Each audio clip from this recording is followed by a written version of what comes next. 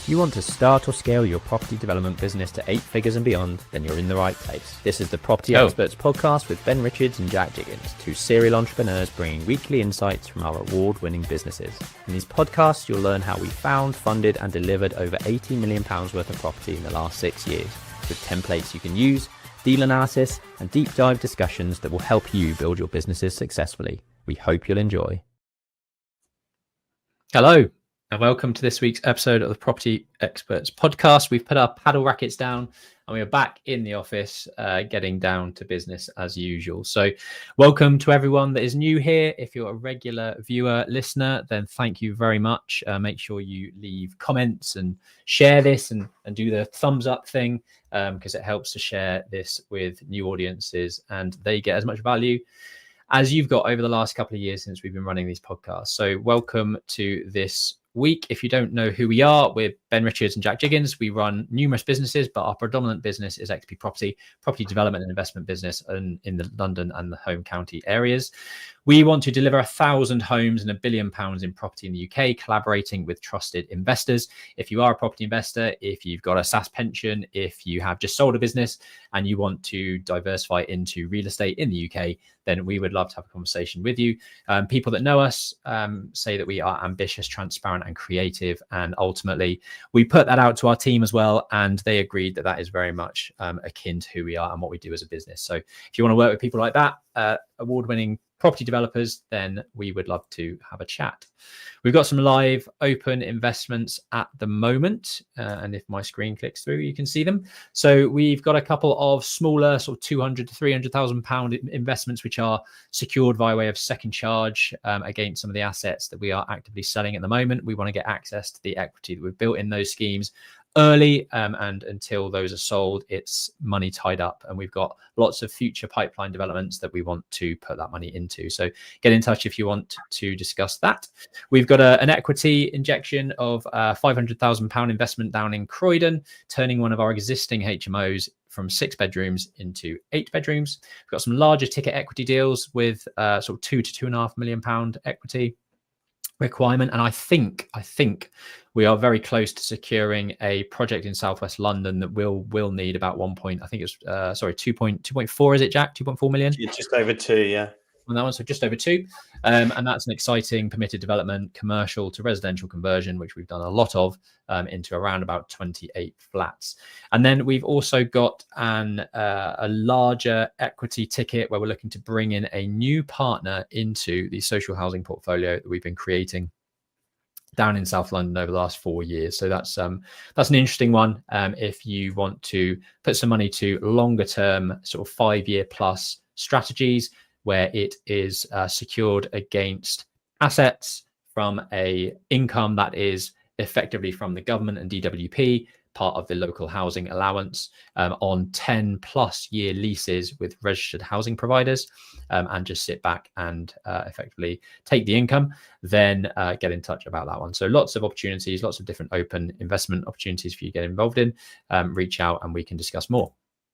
On to this week's agenda. It's the 12th of September, Friday, as always, and we are going to be talking about our charity Padel event, which happened last Friday. Absolutely buzzing for that. 17 hours on the courts of a paddle game from 7 o'clock in the morning till midnight, and we'll be talking about where we've got to on our sponsorship raise, charity raise. With that, Jack's been on some site visits with a company called MCR, absolute beasts up in Manchester. So really some interesting stuff that Jack's learned from some of the bigger players out there that are doing fantastic things. Hacks to find out information locally, AMR Reviews. I actually have no idea what this is, so I'm equally sort of as intrigued as I'm sure you are to understand from Jack what they are. We've been all over the place this week and last week, to be fair. So we're going to be talking you through some of the recent events that we've attended. Some great news on the bank, which is in Abingdon. We have now got listed building consent for the works on that, and I'm going to be talking you through sort of the ins and outs of how that process has gone, because it's not been as straightforward as we'd have hoped. So some interesting things to talk about on that. Some up-to-date photos and details of where we are with our second phase of Thame, which is the conversion of an office into 11 flats.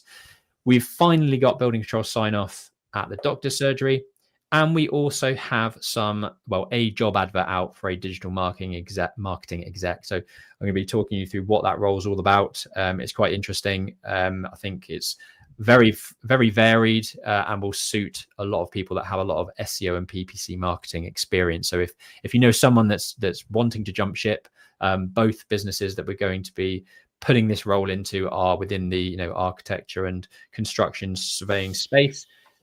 So all to do with property. If you like that, if you like tuning into this podcast, then and you're into marketing, then you probably like the roles that we have on offer as well. We've got some important information about the Property Investor Awards, which are happening later this year. And drum roll for the Central Suites Intern Awards. Find out if the interns had a great time and if Central Suites won some awards via, I think it's Reading University, but we'll find out more about that in a minute. And then we've got some very exciting news that we are going to be releasing an open day at one of our sites in a couple of months' time. So stay tuned to find out all about the details around the day that we're looking to host over in Muswell Hill, North London. And as always, a Q&A. But if you've got some questions that you want to ask as things progress, we would absolutely love that. So by the time that we get to the end, we've got a list, as long as our arm, of quality questions coming in from you guys, listeners, where we can answer all of the good stuff that you guys want to know about business, property development, and investment in the UK. Cool. Charity, do you want to have a chat about this one? Charity, yeah, okie dokie. The photo you can see if you're watching visually is the haggard 17-hour team. And we've also got a photo of the unhaggard 7 a.m. team. But yeah, so if you didn't hear already, all of the businesses come together. So that's Central Suites, XP Property, XP Surveys, and Aura, to raise money for a mental health charity. We actually started off with Mind nationally, then we went with Oxfordshire Mind, because they really do send us a breakdown of where the funds go and what that actually does for the charity, which we loved. And they also support homelessness, which we think is very apt for us as a business, being private residential developers who sell to people that are fortunate enough to be able to buy on the open market. So we've done this every year, and last 2 years we've done kayaking and paddling in a kayak, and this year we did paddle on a tennis court. It's a very up and coming sport, and I must say it's extremely enjoyable. Even if you're about 10 hours in, you can't remember the score and your ankles are on fire. We had a huge, amazing day. Thank you for everyone that sponsored. Thank you for everyone that came down. We worked out that we played around 200 games and almost 4,000 points on that one tennis court on that day. So a huge feat for everyone in the team. It was really good fun.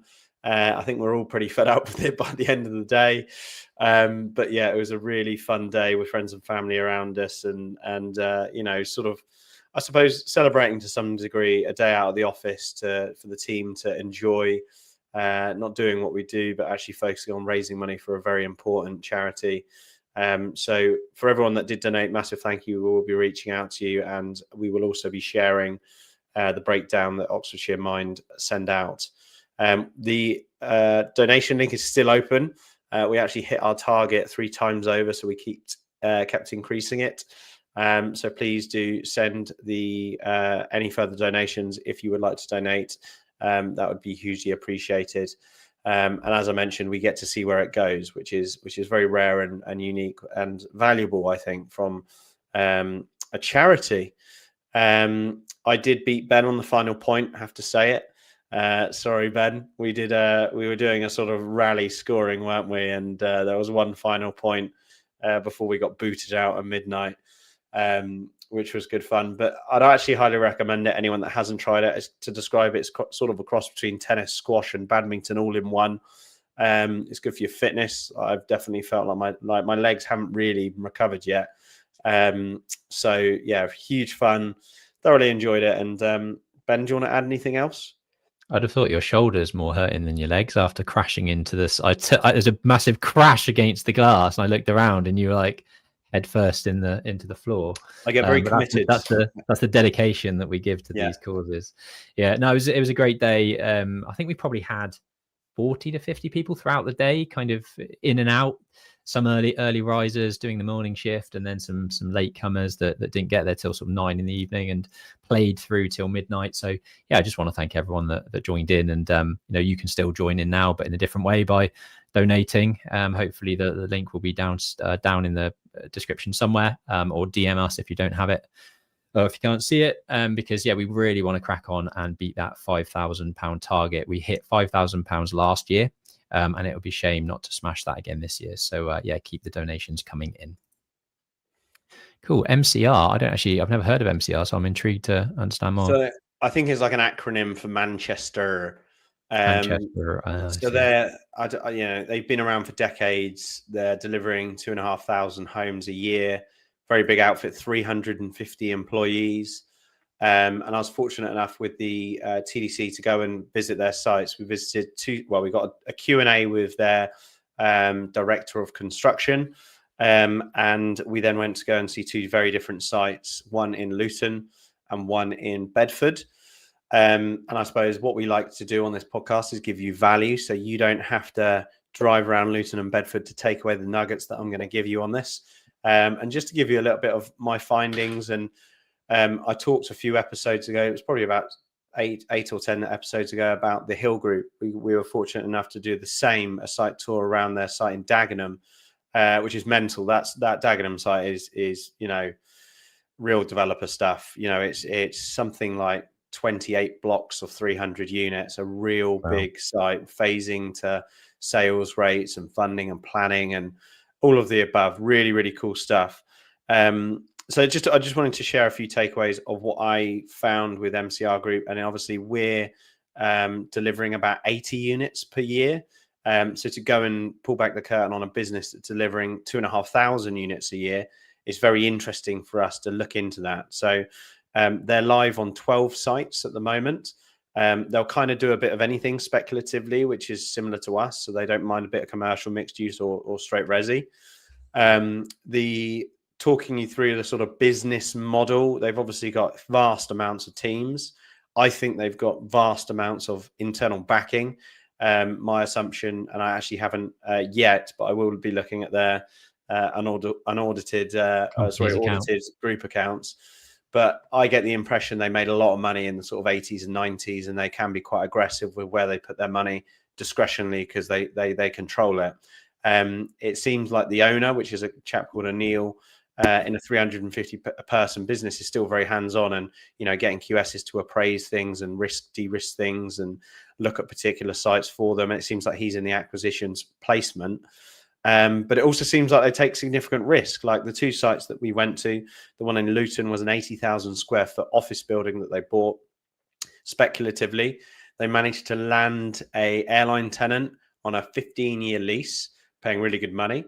And my question immediately was like, what do you do with a building if you don't land that tenant? Because they were spending £7.5 million on the building. And I would argue it probably wasn't worth £7.5 million as a building. So you do wonder if they didn't land the lease, or did they have the lease in preliminaries? They wouldn't necessarily divulge, but an element of risk, and got to be in it to win it. It was a standard Cat A fit out that they were doing for the airline tenant. They are renting out part of the car park in the meantime to another airline to help with the finance costs of running the site, which I thought was pretty cool and creative. Once they've done the Cat A fit out, which is £7.5 million, the tenant is actually going in to spend another £8 million on their internal fit out and final furnishings. So mega money, like to have. I mean, it will be their main sort of base, and I think they're consolidating multiple other offices, but spend £8 million on a fit out is mega. One cool thing that the MCR Group did do is they are delivering the fit out project, internals and externals, re-roofing, recladding, basically full top to toe renovation in 12 weeks. Their program is 12 weeks, which by anyone's standards, even if you're converting a flat from a 1-bed to a 2-bed flat, that's quick. And the way that they're doing that is they're phasing everything to start concurrently. So they're working on the roof while they're working on the facade. Their biggest time frame potential impact, and they actually shared a timeframe risk register, which is where they outline everything that needs doing and everything that's high risk within that schedule. And that's what they tackle first. So for an example, if you need to order some carpet tiles, you could probably have them on site within a week, even 80,000 square foot worth of carpet tiles.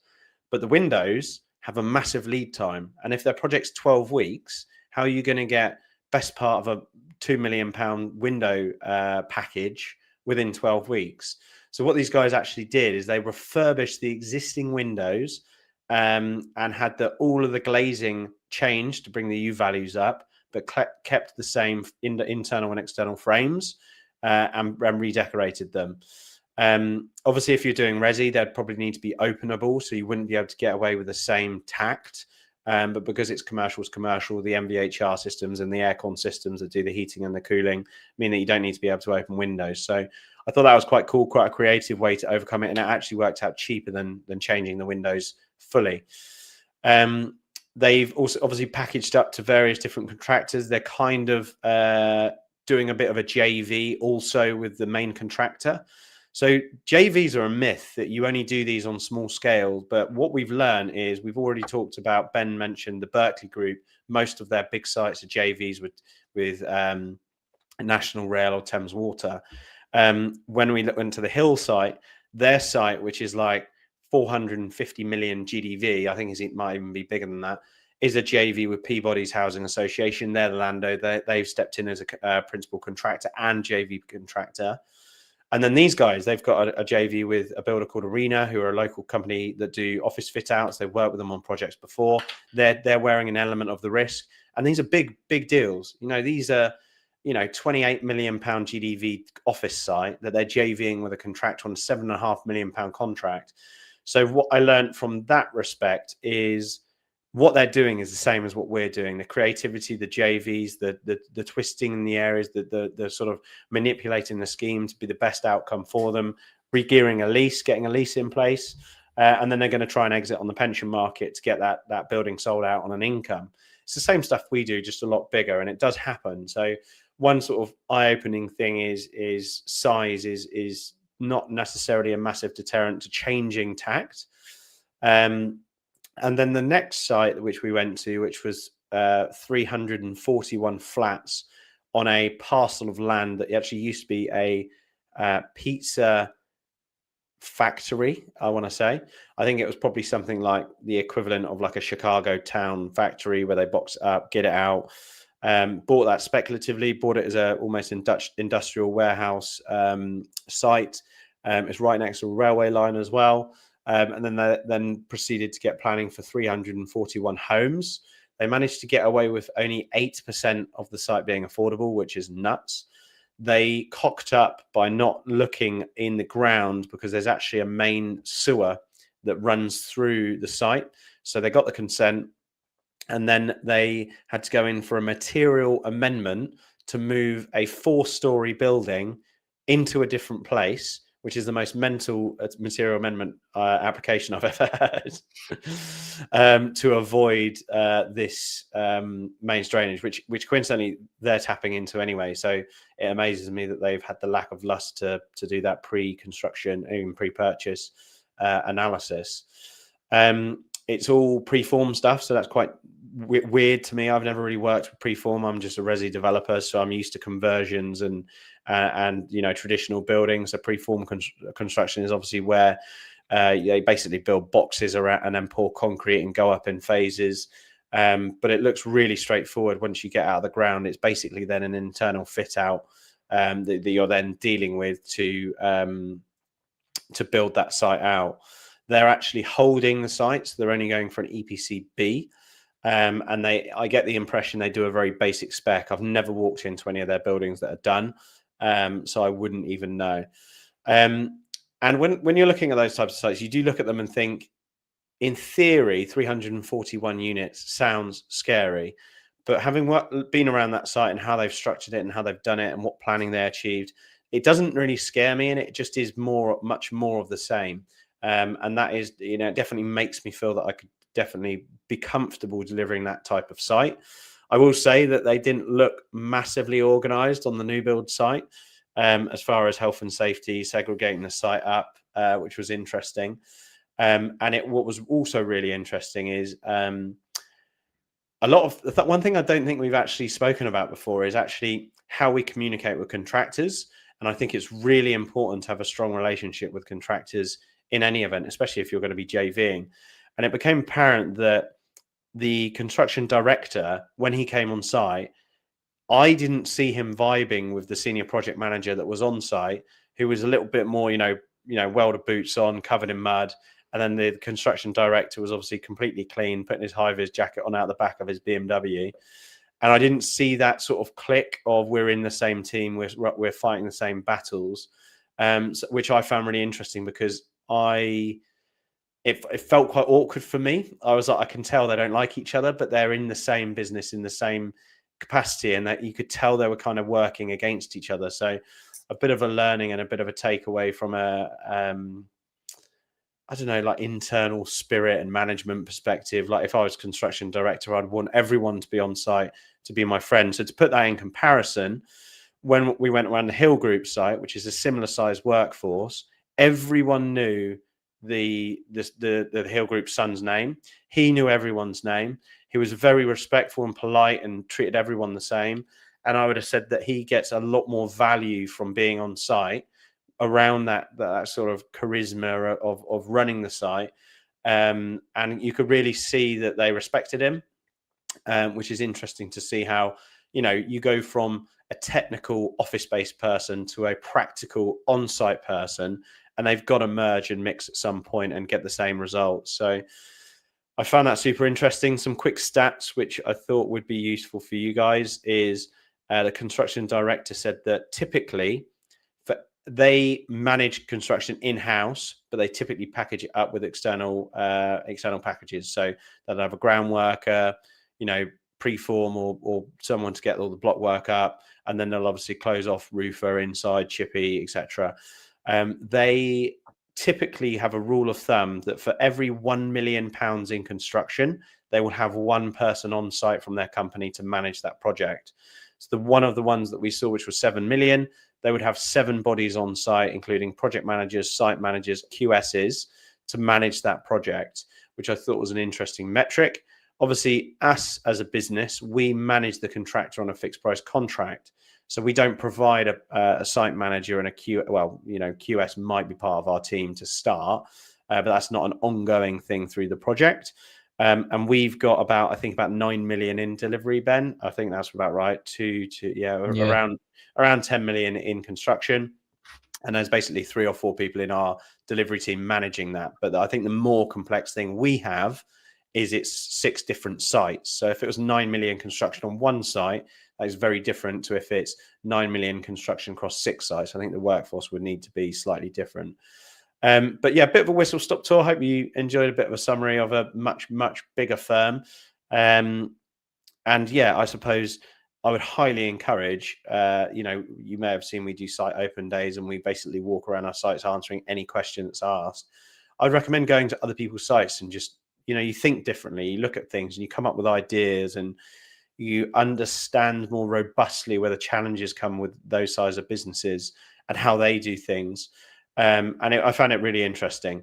I would say that the Hill Group is definitely head and shoulders above MCR. I think MCR kind of probably went through quite a lucky spell of doing well in a good time, and now they're sort of throwing money at still doing that.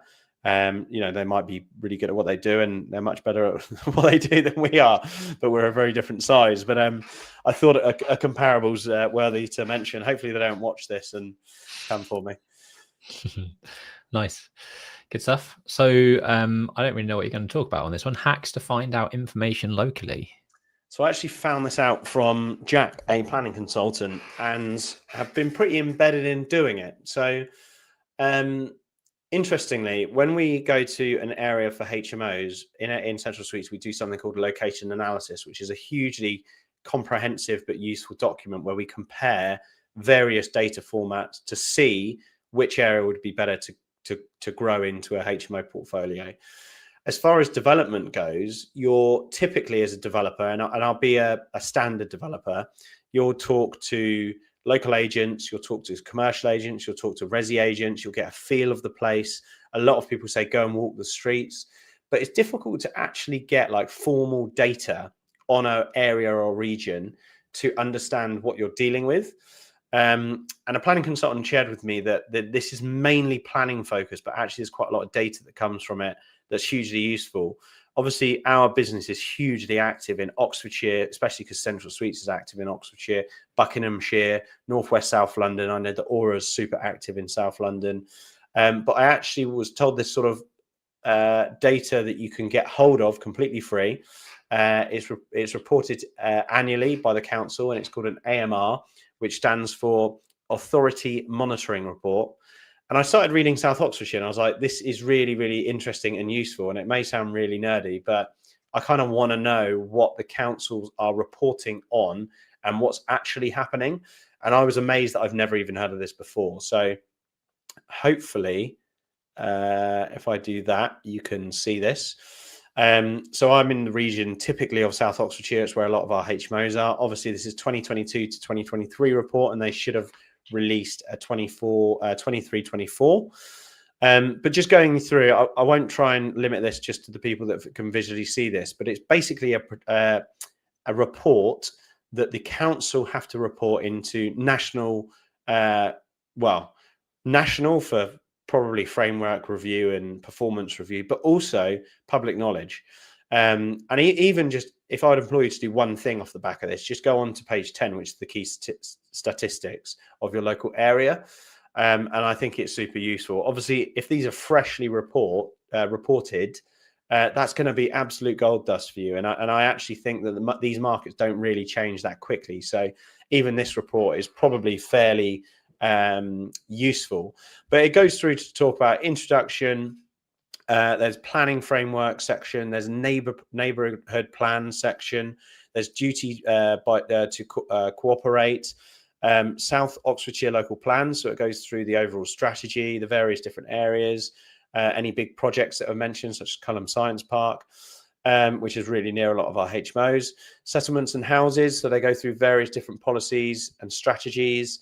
Obviously, very planning heavy. Employment. So this is not only the amount of distribution of new employment land, this is range, size, mix, employment premises, retention, development in rural areas, tourism, caravan and campsites, retention of visitor accommodation.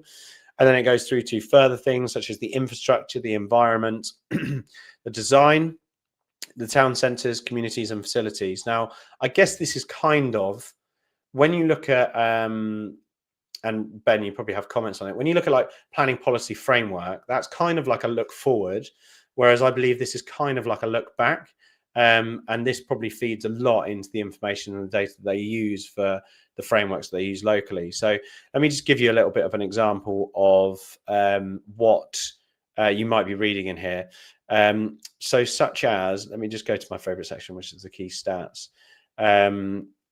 So key statistics in here. So there's a consensus to talk about the population and also the what took place during COVID-19. It talks about the population changes in this borough and the areas that saw more growth.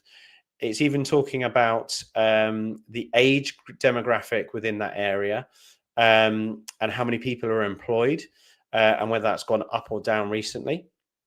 They're talking about the sort of household sort of demographic. They're talking about the number of people that qualify in that district, including into the total population.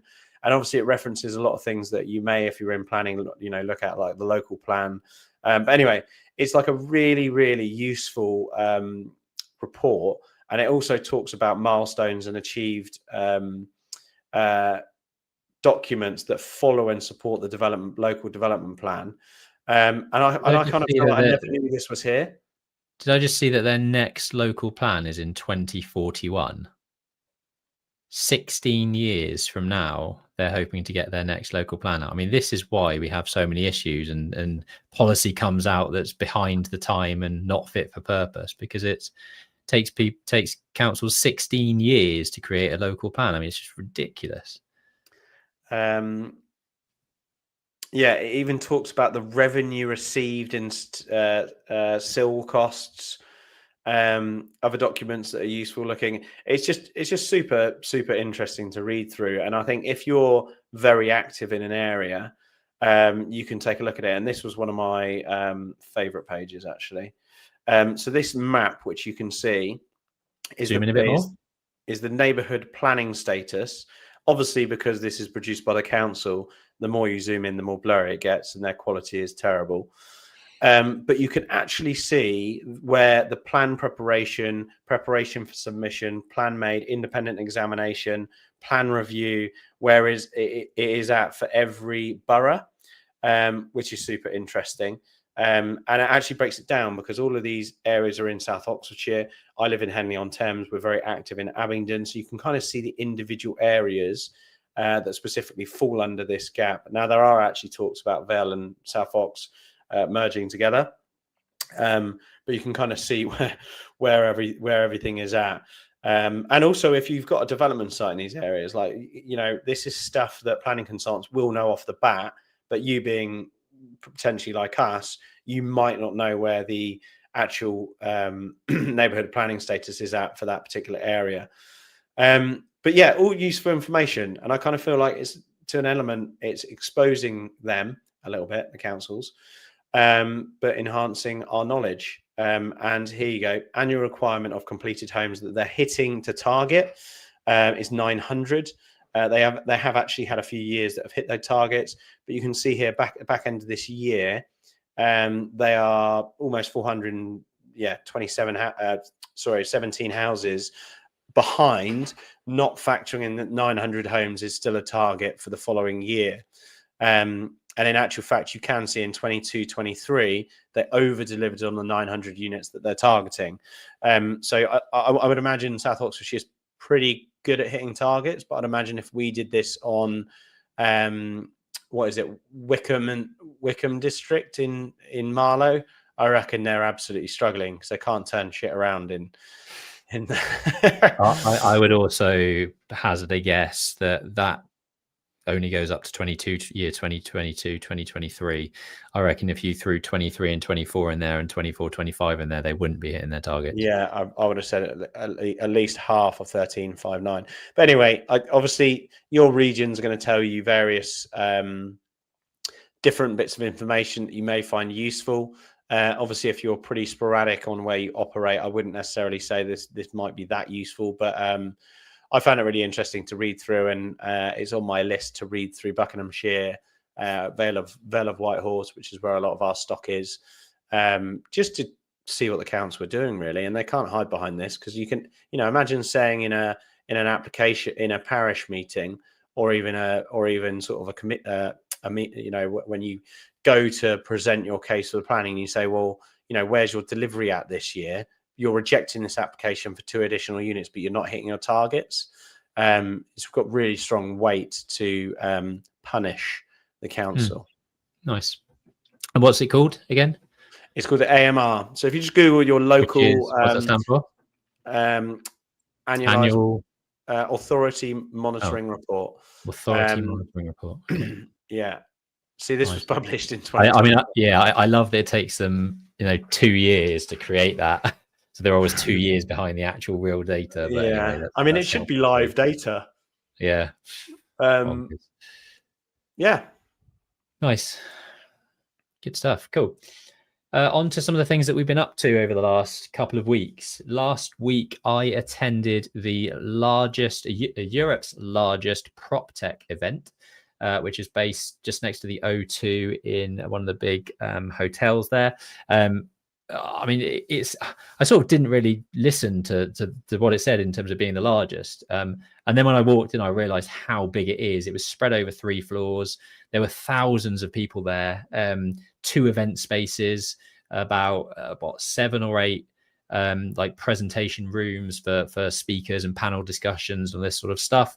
They had this which you can see on screen, almost like a speed dating arena, where it was loads of sort of 2-person tables set out with numbers on it. And they had a fantastic app, which you sort of would expect for a PropTech event, I guess. But the app was, I thought, one of the best things about it. It allowed you to search the database of people going, search for who you want to be, talking to, type in keywords of property investor or private equity for us, or all the types of things and people that we want to be speaking to. You could search in the database and then organize meetings with them via the app. You had the schedule lined up in the app where you could select and bookmark events and panel discussions and things you want to watch. So it basically pulled together your whole calendar for the couple of days that you were there.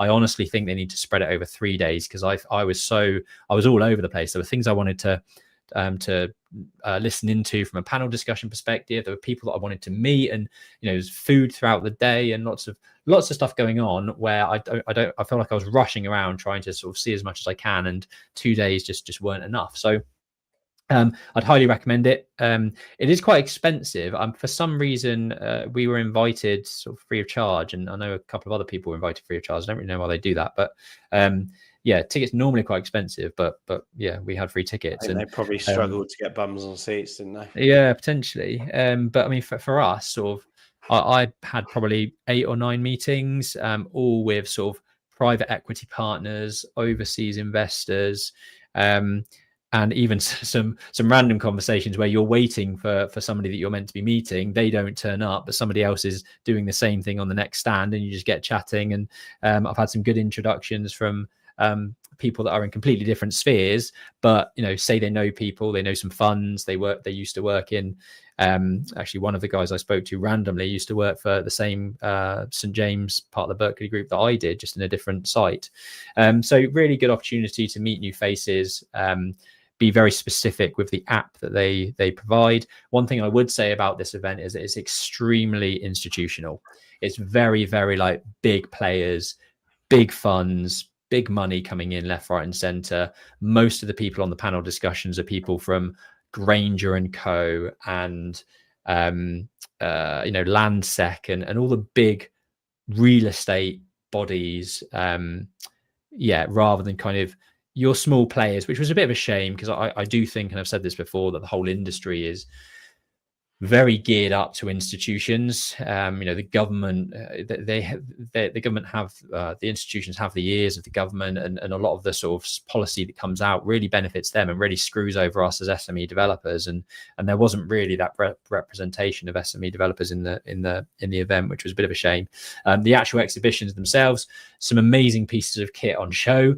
If you are looking for AI management software, go to this event, because almost, I'd say 80% of the stands were exactly that, from property management for big industrial units to how to monitor energy within your offices, like large offices and co-working spaces and things like that. But it was a really, really interesting event, one that I definitely would be keen to go to next year. I would probably try and fill my calendar with as many meetings as I possibly can, and hope that they run it for 3 days so that I can actually see some good panel discussions as well. But some good contacts, some good follow-ups for me to do, mainly to kind of raise investment and bring it into the social housing portfolio that we're looking to recapitalize. And there was some interesting conversations there. The only issue that I think we will have is that realistically, a lot of the bigger players don't get out of bed for less than 50 million, and our portfolio is down at sort of 16 million. But if we can find someone that's looking to grow with us, and we can add to that portfolio over the next sort of 5 years, there's no reason why in 5 years' time it couldn't get to that 50 million pound level and have some of the bigger players interested. So yeah, good event. Then we went to one of our contractors' golf days. Winning team on the left. I can't say I had absolutely anything at all to do with that winning stroke, but Sam, the guy third in from the left, had an absolute blinder, got 44 Stableford points, literally just played out of his skin and carried the rest of us, because the rest of us were awful.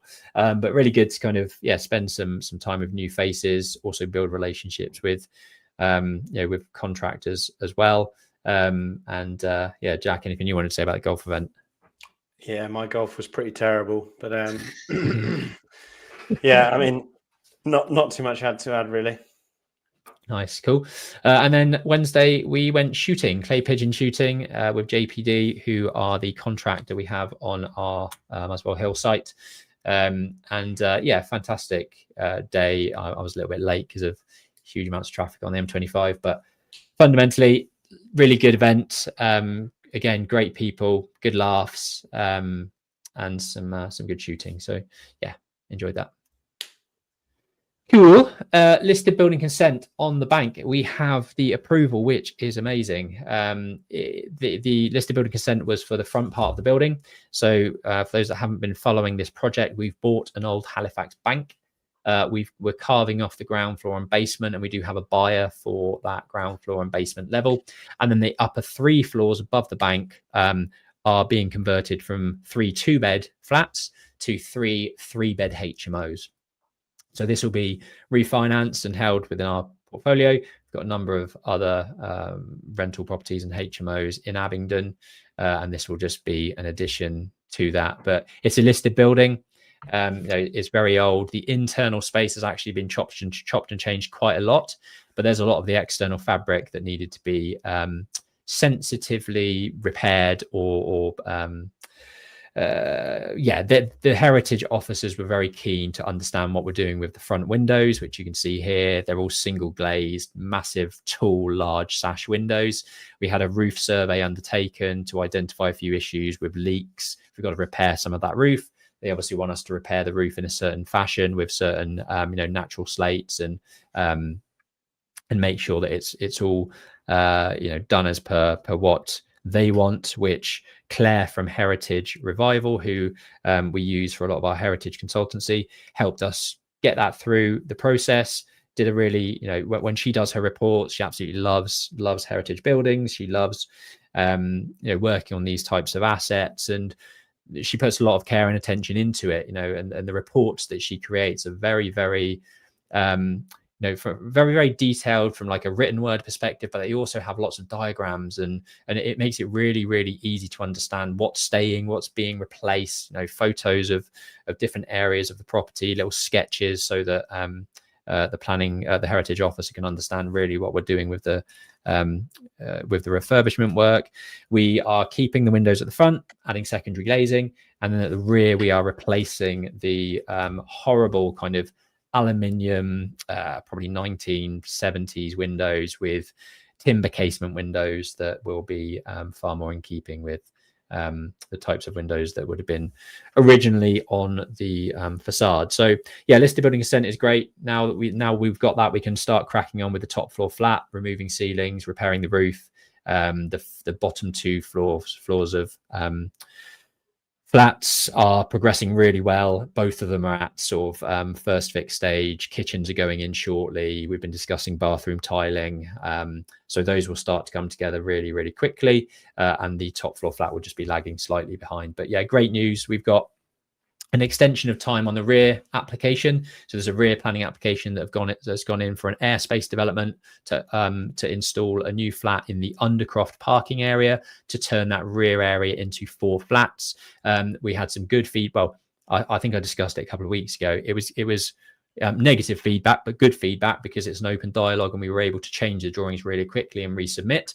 And they've just asked for a short extension of time to the 3rd of October to make the decision on that. And ultimately, unless there's any real spanners in the works, it's hopefully a slam dunk, and we've addressed all the issues from the planning officer and the heritage officer and everyone else involved in that consultation process. So hopefully we will be starting works on that easily before Christmas. The HMOs will be done before Christmas, and then we can hopefully jump straight onto the rear 4 units and get that moving as well. So yeah, happy with that. I actually had a look around earlier today. Oh, did you? Yeah. How's it going? The ceilings in those HMOs are so tall. So tall, yeah. Yeah, I think they're like, I think on the lower flat it's 3.2 meters high, I think, and then it goes up to like 2.9, and then the top floor is still only about 2.4, I think, quite low. But yeah, the bottom 2 are really, really nice and tall. This is Thame, so this is the office conversion to 11 flats, forming part of our second phase of works. We've got some drainage being dug and going in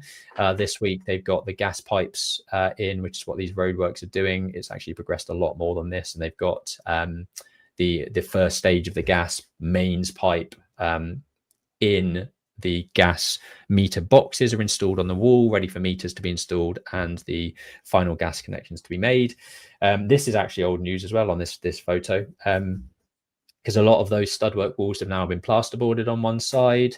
The lift pit is dug, and we now next week have the concrete being delivered to form the concrete base of the lift pit. Then the walls will go up to form the lift shaft, and we will start to see progress on that, really, really quickly. I've been back and forth with the steel guys today. There's a few changes that I've made that hopefully will save us about 5 or 6 grand in structural changes, which I'm really happy about. I'm looking forward to getting on site. I haven't actually been for probably about 3 or 4 weeks, so they've made some really good progress in that time. Some other good news on our projects is that we do have building control sign off on our ducts of surgery now. It's been, it has been weeks and weeks and weeks of just back and forth trying to get final things over the line. It's Stroma building control on this one. It's been difficult. It's like I've said numerous times, all I really want is a phone call discussion. There were 2 points outstanding that have been outstanding for a month. And it took literally 1 minute of conversation on the phone to resolve both issues. But getting that phone call in the first place is just like getting blood from a stone. So all we really want from building control is a bit of communication. Picking up the phone will save them time. It saves us time. It saves us lots of money, because ultimately every week that goes by, costs us 5 or 6 grand on this site. So we are now letting the 14 rooms within this building. You can see it nice and staged, and the photos just come back earlier this week. And we will start to get tenant viewings moved forward, and hopefully get some rent roll coming in from that asset as quick as we can, and then a refinance shortly after. So super excited by that one. Nice to get some money back. Speaking of exciting things that are happening, we have been spending the best part of sort of 3 and a bit grand between Aura and XP Surveys over the last year or so with an external agency for a SEO and a pay-per-click advertising perspective. And it just got me thinking that actually we can, I think, now afford to hire someone full-time to come in and really supercharge that area of both businesses. So we've got a digital marketing exec role out at the moment. It's going to be a split between XP Surveys and Aura. Aura will be a two-day jobby, and mainly focused on pay-per-click advertising. And with XP Surveys for the remaining 3 days of the week, we want somebody with a good SEO background to supercharge the website and bring everything up to scratch. And ultimately, we were getting a third of the time that we would get with a full-time person dedicated to the cause with our current agency. So ultimately, I think it's well worth doing. We're spending pretty much the same money, getting almost 3 times the output. And I think it's definitely needed for XP Surveys, because we really want to move on with that business. And I think over the next year, we'll start to see some massive leaps and bounds with that business, and generating new work and really getting our digital presence up there on the rankings on Google, getting some pay-per-click advertising moving and generating some good return on ad spend for us. And Jack, we had a good conversation presentation today from somebody at a SaaS event on the EIS scheme, which I think we should look a little bit more seriously into, and raising investment against that business to kind of help it move to the next level. So if you know anyone that has a digital marketing background, we're looking for somebody with sort of 3 or 4 years experience in the space, have to be heavy on SEO, PPC, and more of the technical digital marketing side of stuff, not necessarily the sort of content creation, social media marketing, managing that type of stuff. We're parking that. It's more about the technical, getting the website and the pay-per-click campaigns working so that we can turn off and on the tap of leads as and when we need to win more business. And just DM Jack or I if you know anyone that would be interested in that role. You got some exciting news on the Property Investor Awards? Yes, I'm being nominated for Best Person in Hollywood. Nice. One You're of co-hosting, right? Yeah, no, I was joking about the Hollywood bit, but I am Yeah. co-hosting. That is correct. Yeah, so the Property Investor Awards is kind of gone round full circle. Ben and I have actually won a few awards with the Property Investor Awards. Cyril, who actually runs the event, was actually so keen to get me back as host because I've kind of like, it's almost like I studied at a school, went and had a successful career, and now I'm coming back as headmaster. He just liked that it was full circle and I'm coming back into the same environment to run the show on the night, which I'm massively privileged to do. It's going to be absolutely crazy, and I'm shitting myself, if I'm honest, a little bit, because there's going to be 950 people there this year. Wow. Which is fucking mental. I mean, It's a lot of people. Some really popular singers don't even get audiences that big, and you got Bilbo Muggins up here that's got to pull together 950 independent entrepreneurs to stay quiet and not screw up my words.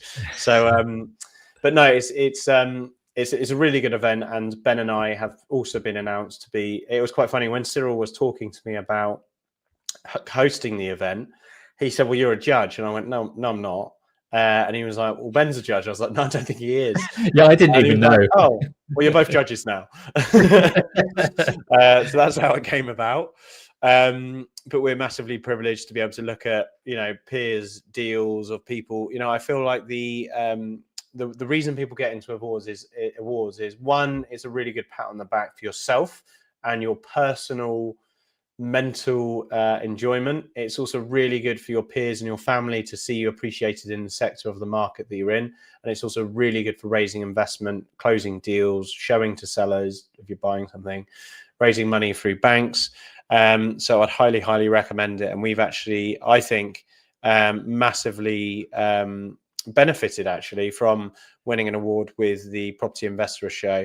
And I think it's on the 15th of November. So get the note in the diary, apply for it. I think the actual award time frame is over.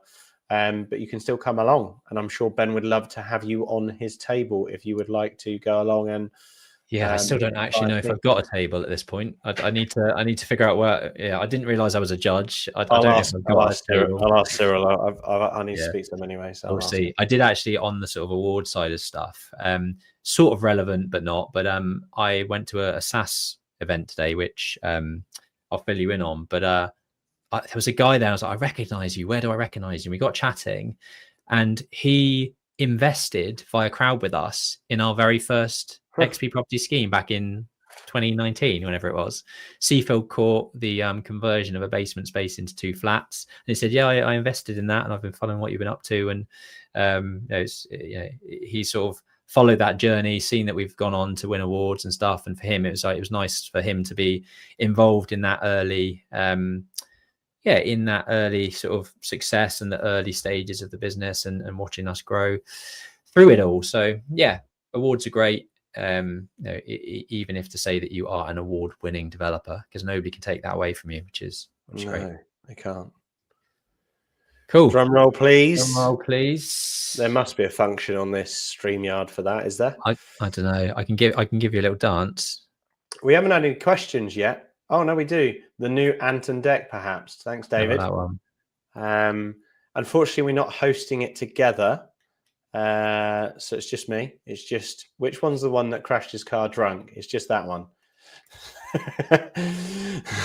Is that Ant? I honestly don't know. I have no idea. Not a clue. Lol. Like it, David, and thanks for coming to the Padel. So Central Suites were fortunate enough to be nominated as Employer of the Year in the RIS University of Reading internship program, and I'm sad to say we didn't win. But the real winners are us, because we got to meet 3 amazing interns, 2 of which are going to continue working with us sort of day a week ongoing. And it's also nice to get some accreditation for our culture in our business, because we're not sort of the size of the business that do those various actually awards for working in the business and analysing how good you are as an employer. But that's it. Nothing else to add. And I suppose actually, given that we've advertised for the role that we've shared, if you are interested in that, you can obviously see we treat our staff well, and we like to make sure that they feel part of the team. And that's that really. And thank you to Heather for going along to the event, because I couldn't make it and Rob couldn't make it. And she was delighted to expend her evening or afternoon to go along to the event.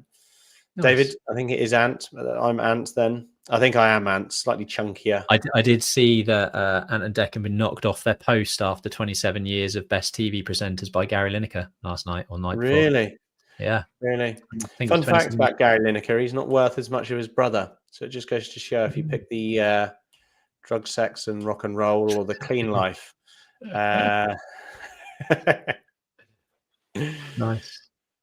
Right, onto the one of the final points of today, which I think is probably one of the most exciting, because we are having an open investor day at the end of October. So get your diaries out. 28th of October, it's a Tuesday, between 10 a.m. and 2 p.m. There will be a link down in the description for the form to complete to register your interest. We can only really get about 30 people in there, just for sort of health and safety and timings perspective. So yeah, make sure you register your interest early. But this is the property on screen. This is the large pair of semis that we're converting with a massive basement into 9 flats. The first 5 flats are due for completion at the end of this month. And then by the 28th of October, when we do this open day, the rest of the scheme should be finished. I imagine that there's probably some odds and sods that we still need to do, but largely the whole scheme should be finished by the 28th of October. So yeah, looking to show prospective investors around, some of our existing network, and host you all for some food and nibbles and show you around and talk through the scheme, what we've done, and answer any questions that you might have. So yeah, register your interest now down in the link below. It's got to be our probably most impressive finish on the site, isn't it? So yeah, worth the visit. Super tall ceilings on the ground floor, lovely bay windows, nice and traditional at the front, but really modern and contemporary to the rear. The penthouse looks awesome. I can't wait to see that finished. And yeah, I'm sure there'll be plenty of questions that we can answer. So yeah, come along. Cool. I don't think we've had any questions in other than the Ant and Dec question. Yeah. But thanks to those that have tuned in. As always, this will be regurgitated into audio format and released on Monday morning across Spotify and Apple. So yeah, if you don't tune in via the video route, YouTube, I would say, is the best place to tune into this, because you get to see all the visual stuff that we share, all of the projects, all of the site photos. Yeah, I think if you can tune in live, it's a great opportunity for you to ask questions live and have us answer them on the day. So yeah, make sure Friday at 4:30 you got your diaries cleared, you got your headphones in, and you tune into the Property XPerts podcast. Anything else before we go? Yeah, hang on one second. Adios amigos. What are you doing? You're gonna make me dance on screen?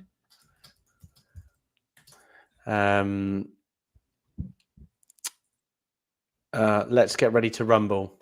I googled famous Ant and Dec line, and it gave me their single that they brought out in 1994. Nice. It's actually funny because that's what you said at about 4:30 today, that you were ready to rumble. There you go. Yes, cool. And on that note, we will speak to you next week. Have a good weekend, everyone, and bye for now. Bye. Let's get ready to rumble.